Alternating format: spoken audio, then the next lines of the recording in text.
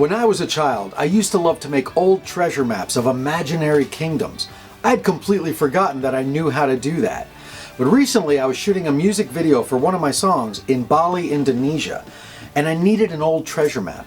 I scoured all of Bali looking to buy one, but I couldn't find one in any of the stores. And then I thought to myself, I'll just make my own. At the local Coco Mart, I bought a large children's drawing book and I tore out a page. Then I put 4 or 5 packets of instant coffee into a cup of water and I made a big mess. But it's okay because this whole piece of paper has to get covered in this coffee.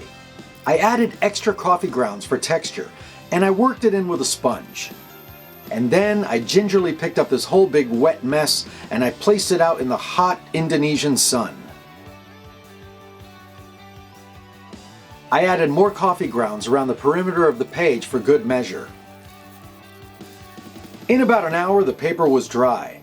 And then it was time for a trial by fire. I carefully burned the edges and flicked off the cinders, which gives the page a really wonderful uneven edge. Now it's really starting to look like an ancient piece of parchment. With a pencil, I drew my magical land.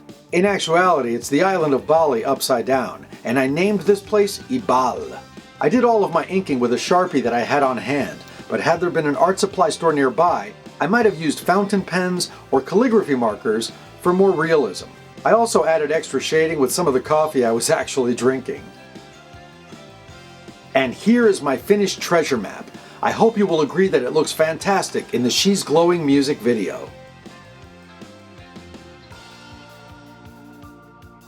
And that's how you make an ancient-looking treasure map. They're fantastic for D&D campaigns or pirate cosplays, as film props, or just as a really fun art project. So dream up an imaginary land and make your map today.